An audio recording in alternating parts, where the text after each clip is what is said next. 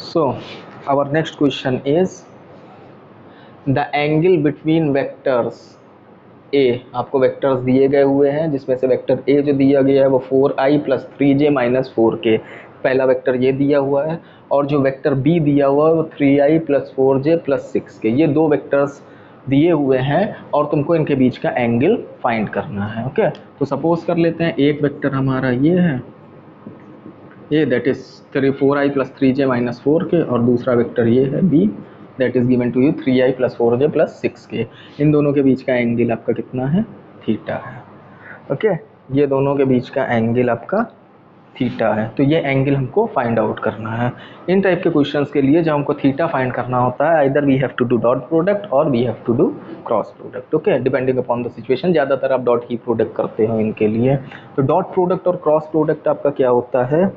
Dot product and cross product, यहाँ इसको हम समझेंगे मल्टीप्लिकेशन ऑफ वेक्टर्स में। जब हम वेक्टर्स को मल्टीप्लाई करते हैं, तो जब वेक्टर्स मल्टीप्लाई होते हैं तो वो दो टाइप से मल्टीप्लाई होते हैं।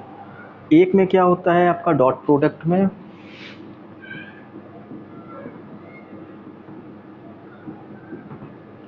दो वेक्टर्स मल्टीप्लाई होते हैं, वो क्या देते हैं? एक स्केलर क्वांटिटी देते हैं, दैट इज कॉल्ड योर, दो वेक्टर्स का प्रोडक्ट आपका स्केलर क्वांटिटी मिलता है, that is called your dot product. तो ए, मान लो ये वेक्टर ए है, डॉट वेक्टर बी, इसका जो हम फॉर्मूला देते हैं that is mod of a mod of b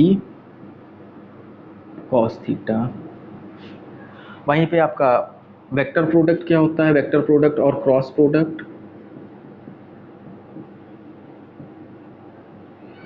तो क्रॉस प्रोडक्ट में आप क्या होता है, दो वेक्टर क्वांटिटीज जब मल्टीप्लाई होती हैं तब वो एक वेक्टर क्वांटिटी देती हैं। ओके, तो इसको हम क्या कहते हैं? Cross product, that is denoted by a vector a cross vector b. इसका फॉर्मूला आपका बनता है mod of a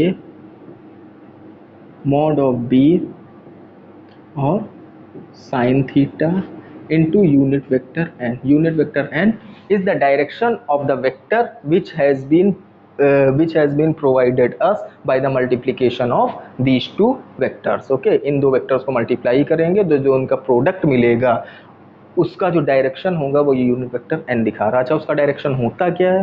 तो जो डायरेक्शन जो दो वेक्टर्स का, इन जैसे सपोज दैट ये दो वेक्टर्स हैं, इन दोनों का हमने प्रोडक्ट किया, तो जो थर्ड क्वांटिटी आएगी, प्रोडक्ट आएगा, वो वेक्टर क्वांटिटी होगा। उसका डायरेक्शन क्या होगा? That is perpendicular to the plane in which these two vectors are contained. Okay, जिनमें ये दो वेक्टर्स कंटेन हैं, जिस प्लेन में, उससे परपेंडिकुलर होगी, आइदर उससे परपेंडिकुलर होगी आइदर इन इनवर्ड डायरेक्शन और आउटवर्ड डायरेक्शन। तो अगर इन दोनों का वेक्टर्स किस इस बोर्ड में कंटेन कर रहे हैं, तो जो इसका प्रोडक्ट होगा, क्रॉस प्रोडक्ट होगा, वो जो वेक्टर मिलेगा उसका डायरेक्शन क्या होगा? इससे perpendicular, either in inward direction और इन आउटवर्ड डायरेक्शन। इसका डायरेक्शन हम निकालते हैं राइट हैंड थंब रूल से और स्क्रू रूल से निकालते हैं, तो इससे ज़्यादा डीप में नहीं जाते हैं क्योंकि ये आपका सेशन जो है न्यूमेरिकल सेशन है। अगर आपको इससे डिटेल्ड वीडियो चाहिए कि ये क्यों होता है, कैसे होता है, तो वो थ्योरेटिकल पोर्शन जब कराया जाएगा उसमें होगा। या if you need the explanation of this one cross product and dot product, then you comment, write a note in the comment section. I will provide you the whole difference between dot product and cross product. Now coming on to our question that is has been asked in TGT 2023. Okay, सो क्या दिया हुआ है? दो vectors दिए हुए, इनका हम dot product करते हैं, vector a dot vector b. ये क्या होगा? A b cos theta. Okay, a vector कितना दिया हुआ है? 4i + 3j - 4k। Dot vector B कितना दिया हुआ है? 3i + 4j + 6k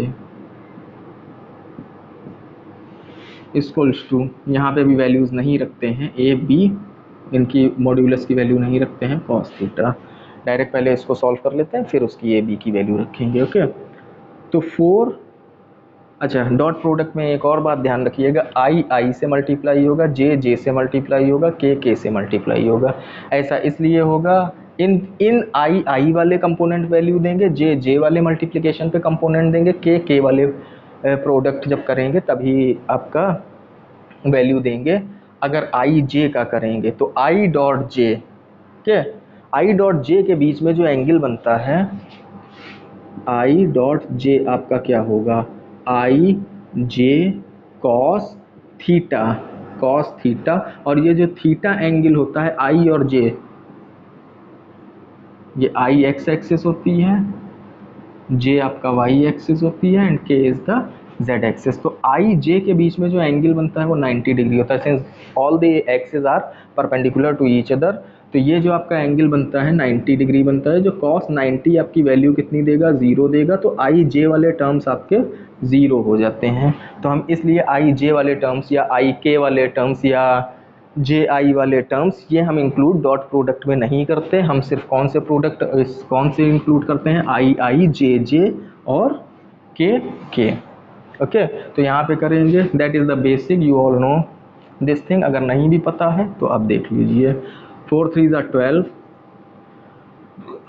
आई स्क्वायर कॉस कितना होगा 0, आई के बीच में एंगल 0, फिर प्लस 3 4 ज़ा 12 जे स्क्वायर कॉस 0 माइनस 24 के square cos 0 equals to a b cos theta.